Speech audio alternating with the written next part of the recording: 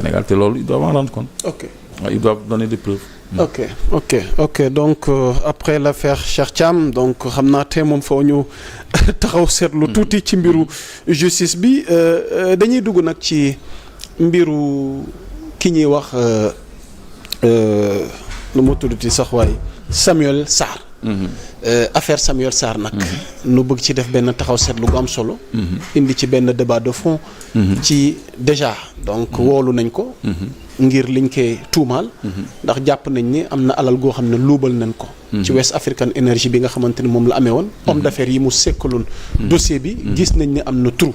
donc ñu ngi ko xaymoon ci 8 milliards waaye mel na ni àgg na ba 15 et quelques milliards. donc Samuel Sarr nag par rapport ak dossier boobu lan moo ci njàngat guñ ci war a def ndax jàpp nga ni dina ci génnee noonu ndax moo def wala deful donte moom biñ ko njëkk a woolo ci audition bi justifié wu na. jàpp na ni xaalis googu ñu jàpp ni turu la moom daf ko fayee ay prestations yi nga xamante ni moo jëmoon ci liggéey gën ko santoon.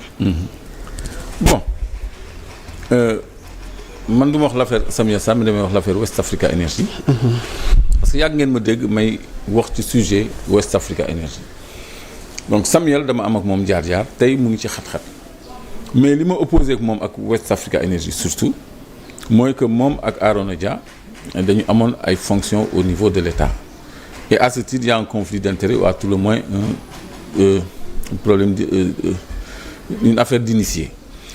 Parce que mon ancien directeur sénégalais, ancien ministre de l'énergie, Arona Dia nekkoon ci wetu Macky Sall. Donc ñooñu tey jii bu ñu wëlbatikoo nekk ay producteurs indépendants moi ça me pose problème man loolu mooy sama problème de principe ak West Africa Energy. Plus maintenant parce que il faut que ma introduire tout pour ñu xool man. Non, c'est important parce que dossier bi. Y a pas mieux placé que vous. Voilà pour mën cee wax. parce que dafa am loo xamante ni tamit c'est l'occasion. donc pour ceux qui nous suivent. nga revenir ci en détail parce que ñu gën a xam li nga xamante ni moom mooy les tenants et les aboutissants. voilà West Africa Energy. d'abord West African Energy moom mooy ban société damay expliquer benn société la boo xam ne ay sénégalais ñoo lëkkaloo ñoom Ablaye Dia Sidima ñoom Samuel Sarr ñoom Khadim Ba ñoom Moustapha Ndiaye et d'autres et même des ingénieurs de Sénélec.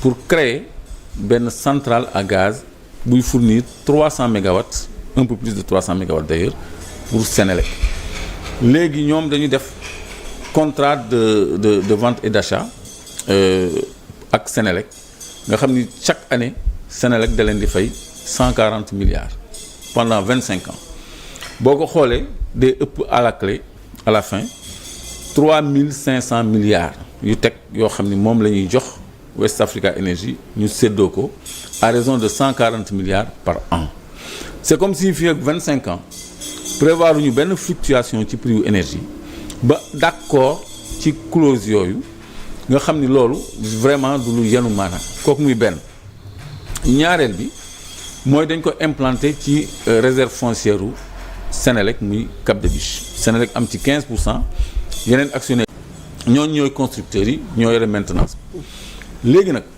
ñoom contrat bi ñu signé man li ma gën a intéressé ci West Africa c'est pas que Samuel ñu ngi koy toppee 2 milliards 8 milliards 15 milliards nga xam ne doo ci xam ne ciy dëgg mais li ma ci gën a intéressé mooy ñoom 230 milliards lañ ci def pour West Africa Energy 230 milliards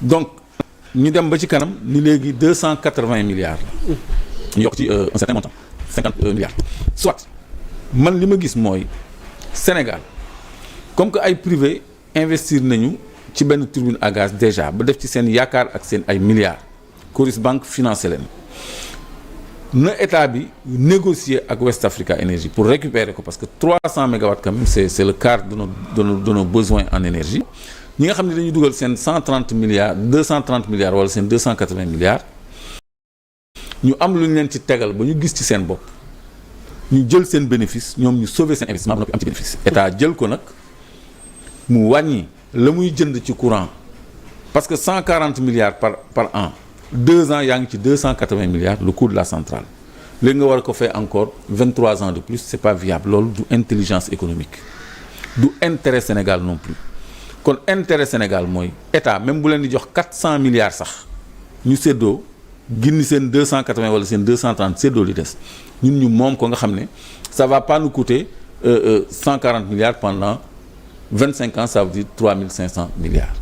Donc loolu mooy moo ma gën a intéressé ci West Africa moo ma gën a intéressé ci West Africa Energy. man loolu laay combattre. te Samuel boo gisee ma ko ciy tudd c'est parce qu'il était ancien ministre de l'énergie. Ancien directeur de Senelec, donc un initié conflit d'intérêt. Arona Dia conseiller à la présidence. mais mosoo ma dégg ma tudd ci ay Abdoulaye Dia Sénico ay Bedi Agne ay Moustapha Ndiaye ak ñeneen ñi nga xam ne ñu ngi ci. ak lu tax ñu tuddoo leen parce que ñoo nga tudd kii ndax yow. au-delà de cette affaire da nga am benn contentieux wala am. non y a pas de contentieux. waaw c'est quoi le fond du problème. le contentieux c'est pas il faut pas qu'on raisonne. intuitu personnel. bu dee diggante nit ak nit rek la. man Samuel sama nit la même bu ñu réeroo. yan relation ngeen am Samuel. mais on a des relations fraternelles dañu am jaar-jaar. On a partagé la prison pendant 1 an on a été très proches Samuel dafa ma jege dama ko xam bu baax a baax a baax donc lii Sénégal la c'est-à-dire les gens ne font pas le distinguo entre xarit ak intérêt général entre xarit ak Sénégal loolu c'est vrai que yàq na suñu xaritoo parce que man d'accorduma ñuy saax-saaxi Sénégal moo ko moom. lan moo indi xaritoo gi yàqu monsieur Sène. non li yàqu moo les années 2010 2011. mooy coupure courant yu métti yooyu woon.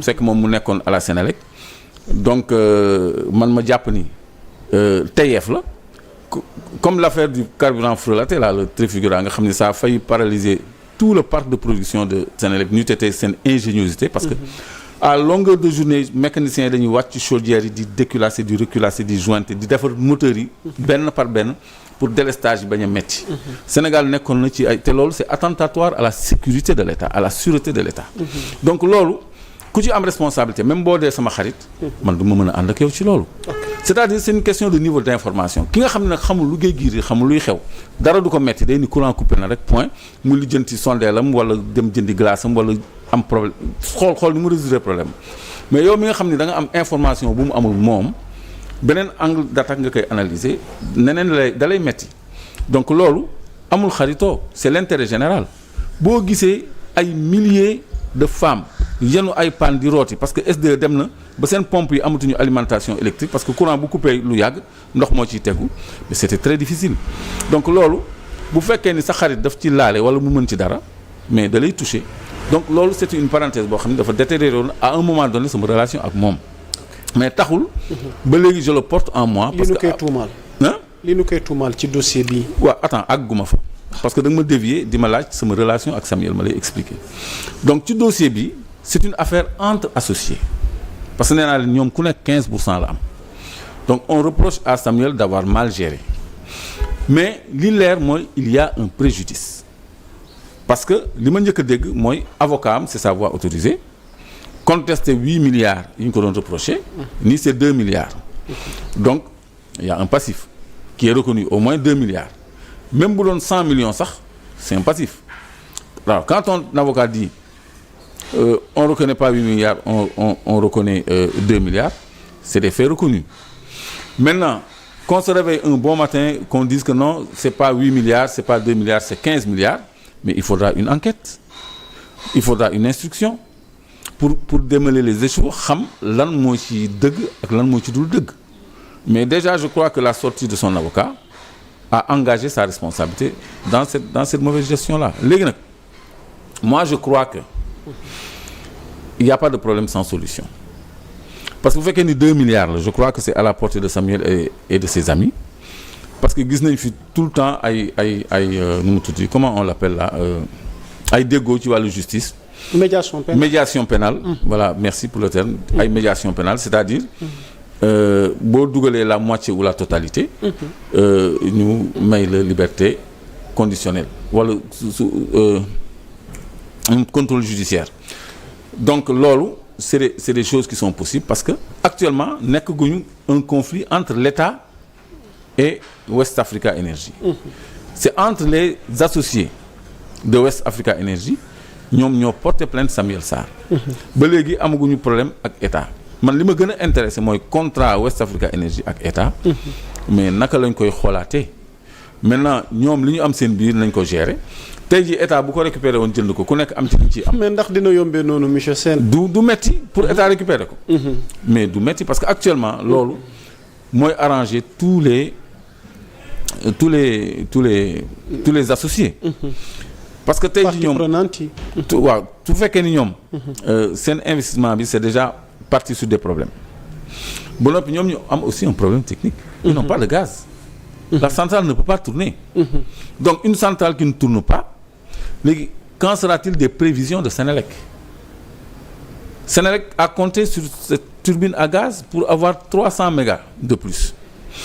À côté il y a un bateau turc qui fait encore 300 mégas ça fait 600 mégas yoo xam ni dépendrul ci Sénégal c'est toujours les Turcs et Samuel mais loolu je crois que solution bi mooy ñu féetewoo loolu jël leen ñoom fay leen xaalis bi nga xam ni moom lañ ci def plus seen ay intérêt nga xam ni ñoom ils s'en sortiront pas lésés loolu méttiwul parce que l'exemple que je donne tout le temps mooy Senelec lëm dans son entièreté Abdou Diouf daf ko jaayoon benn société canadienne bu tuddoon Hydro-Québec ñi ko fekkee dinañ ko fàttaliku mais Abdoulaye Wade bi mu ñëwee au pouvoir dafa woowaa Hydro-Québec c'est une société canadienne ni leen nañu waxtaan mu yëkkati li ñu ci defoon ci investissement li ñu jëndee contrat yi ba noppi dédommager leen xam nga loolu moo gën dem cour d'arbitrage international donc ñoom ñu rocceeku dem seen yoon. Il s'agissait de toute la Sénélec mais là il s'agit d'une turbine à gaz même pas une centrale une turbine à gaz même bu ñu ko mënee tuddee centrale parce que c'est quand même 300 mégawatts loolu je crois que c'est dans les cordes du ministre chargé de l'énergie en charge de l'énergie mu mën a convaincre les acteurs ci schéma boobu nga xam ni Sénégal mooy gagné mu des nag un autre problème le problème de l'approvisionnement en gaz de West Africa Energy parce que loolu bu ñu ko deful day mel ni dañu jaar suñu kaw c'est-à-dire ñu deful ñu benn ça ne fonctionne pas et puis il y a du sabotage parce que man mënuma comprendre le président Macky Sall signé benn SPA. dama doon bëgg bàyyi nga daan rek ma dugg foofu parce que lii ci ban régime la xewee. ak naka la régime bi seetaane li ni mel mën a am ba nga xamante ni au lieu Sénégal di ci bénéficier wu mais ñun ñoo ci loru ci sunu gafaka parce que niñ ko calculer nii. imagine plus de 100 milliards. 140 milliards en 2 ans ça fait 280. ça fait une centrale tous les 2 ans. voilà. Comment est-ce qu'on en est arrivé à ce niveau avec le régime bi nga xam ne moo fi jóge ba mbir yi àgg fii. waaw parce que West Africa dafa commencer en 2021 donc 2021 c'était Macky Sall ca la ñu commencé seen ay travaux ba pare fin 2023 donc début 2024 ñu lancé le démarrage les tests sur 100 mégawatts au lieu de 300 donc nekk gu atteindre gu ñu seen pic de production parce que ils ont démarré au fioul benn gasoil bu 10 moom la ñu lakk te dañ ko prévoir woon pour mu fonctionner au gaz léegi nag problème bi mooy ñun suñu gaz toujours ma wax ko mais Macky Sall daf ko jaay yëpp totalité. ah bon oui xam nga quand je le dis non Clédor c'est-à-dire suñu gaz gi noonu. régie nañu seetal. kii la yoo xam ne lépp la ñu jaay. benn filiale BP bu tudd BPGM BPGM mooy BP Gas Marketing moom la ñu signé pour mu jël tout le gaz produit à GTA ñun ñu am presque zéro lu dul benn centrale de 200 mégawatts bu ñuy def à Gandon moom la ñu alimenter en gaz 250 mégawatts Mauritanie itam ñu jox ko 250 mégawatts le reste britannique yi yóbbu Europe pour contrecarrer la domination russe sur le gaz européen. Donc léegi loolu je crois que c'est un mauvais contrat sur lequel il faudra revenir parce que code pétrolier dafa prévoir que bu fekkee ni détenteur de titre bi producteur bi mu ngi produire laata muy jaay dara day xool vente et contrat de vente et d'achat du gaz de Saint-Louis. bu defee Matar Cissé dina ko gis quoi c'est moi j'ai l'élément ici mais je m'attendais pas à cette question. Donc léegi code pétrolier dafa am benn article bu ñuy wax article 54. article 54 dafa ne bu fekkee ni producteur bi am na hydrocarbure balaa muy exporter leen dafa war a satisfaire les besoins de la consommation du pays d'abord, la consommation intérieure. Donc les besoins de la consommation intérieure mooy les besoins de Sénélec. Donc clause boobu ci article 54 bi ñu yoon may war nañ ko mën a rediscuter waat ak nu mu tuddati les waa British waa BP ak waa Cosmos. pour ñu leen ñun suñu soxla c'est pas 250 mégawatts yi leen Macky Sall waxoon. parce que Macky Sall moo leen waxoon loolu. mais c'est plutôt li turbine Sénélec yëpp di soxla ci gaz bu ko defee li ci des ñoom. mais ñoom ñu jël yóbbu ñoom naka la ñu mën a jëriñoo ñun suñu énergie. ba noppi xañ na ko ñu mën duñ ko mën a jëriñoo. kon l'idée selon laquelle avec ce nouveau régime là on va vers une renégociation forcée. farata la. farata la ñu renégocier ce gaz de GT. comment West Africa est prête ba noppi amul gaz pour tourner mais la centrale ne marche pas parce que man waxoon naa ni.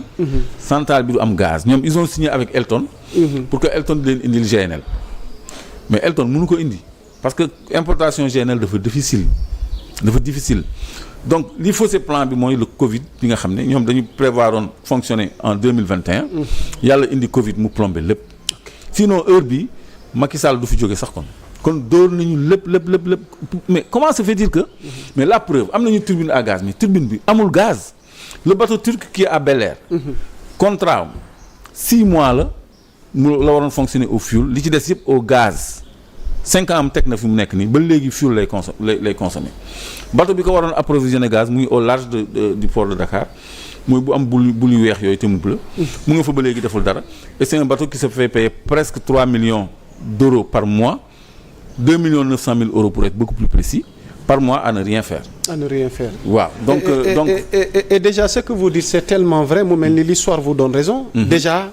tey sunu mbokk taskatu xibaar yi déjà ñetti une boo jëlee Libération boo jëlee Sud Quotidien nga boole ci Le Soleil le Sénégal perd moins de 100 milliards 95 milliards par an dans le domaine maanaam wàllu corruption dans le secteur extractif bi déjà da ngay gis ne le secteur des hydrocarbures est mis en cause ki ñuy wax Abdoulaye Elimane Kane sax moom mi ngi ci xaw a teg baaraam tuuma l'ITIE qui aide beaucoup mais ses actions sont limitées alors donc secteur bi lan nga jàpp ni tey jii ni ay pexe war na jib avec ce nouveau régime pour que ñu réguler ko réglementer ko et que Sénégal mën cee jëriñu parce qu'on ne peut pas continuer ainsi de perdre ay milliards déjà tu parles d'un bateau qui est là à ne rien faire moins de 3 millions d'euros par mois ñu ne koy fay te defoo benn action te loolu gafak ak Sénégal kon on perd beaucoup de milliards yoo xamante ni mën nañ ko dabu feneen alors lan mooy xalaat wala pexe yoo xamante ni situation gi ni mel Sénégal mën na ci mucc pexe bi njëkk mooy ñu xoolaat suñu ay textes de référence su ma nee texte de référence mooy tous les codes code minier code pétrolier code de l'environnement code général des impôts code de l'investissement surtout code yooyu code des investissements parce que code des investissements mooy imposer tubaab bi mu liggéey ak sénégalais à 50% par exemple code général des impôts moo exonéré ñi nekk dans l'industrie extractive durant presque toute la durée de la production code minier ak code pétrolier il y a même un code gazier maintenant ñooñu yu naan Sénégal 10% lay am ci ressource am après mën nañu ci yokk beneen 10% redevance yi c'est 5% 3 à 5% définir ay grille de partage de production yoo xam ne c'est déséquilibré parce que toujours tubaab bi mooy ëppale donc texte yooyu foofu tubaab bi mooy ëppale nag monsieur Sène ba kañ mais loolu la ñu war a dindi ci texte yi lañ koy dindi ba pare heureusement qu'on yàgg na doon sa combat mais à jamono peut-être mu nekkoon woon en connivence avec les régimes qui étaient là connivence mooy lan maanaam sa combat bi nga doon mëne dafa préciser dafa am sens bu préciser juboo woon wala déggoo woon waaw bokk ñu woon gis-gis voilà waaw parce que ñoom je ne me trompe pas mais connivence le mot est bien choisi non connivence mooy ngeen déggoo déggoo maléfiquement ci dara non déggoo woon ak régime bi fi nekk ci déggoo bu négatif lay sous-entendre ci gis-gis yi nga daan am par rapport ak on n'avait pas une convergence de vues on avait des vues divergentes parce que ñoom dañu favoriser l'extérieur ba noppi xool accord de pêche quelques petits 10 milliards nga jël géej yëpp jox tubaab bi mool yi amuñu jën amuñu dara mais 10 milliards yooyu kan moo koy gis mool bi da koy gis ñun dañ koy gis ñun lay pénaliser ñun lay léser ñun ñoo amatul jën bu baax ñun la suñu jën cher mais ñu nekk ci direction des pêches ministère des pêches primature ak yooyu tout ça seen affaire da doon baax parce que contrat yooyu bon ñun xamuñu fa xaalis bi di dugg dans les mines également yaa ngi dégg ñu naan ay avion bu def 2 tonnes 750 yoo xam dañ ko doon rawaleeg yooyu tout ça. xam nga moo ñu jaaxal. mais yooyu. mais noonu lay demee partout. boo demee Twyford fii yoonu Sindia bi. mooy usine chinois boobu defar karo. suñu argile la ñuy jëlee côté Casamance Sédhiou ak suñu zircon xam nga ñëw sàmm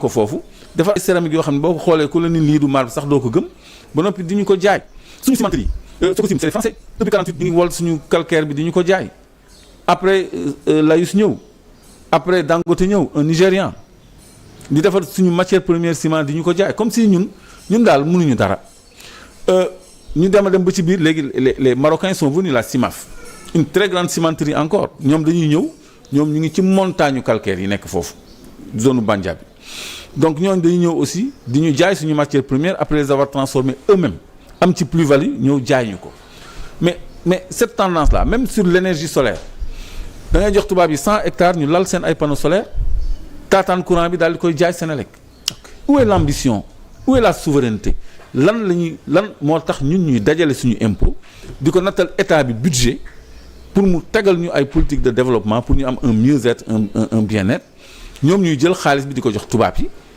am lenn luy jàdd ci seen poche loolu moo war a jeex donc pour revenir ci possible négociation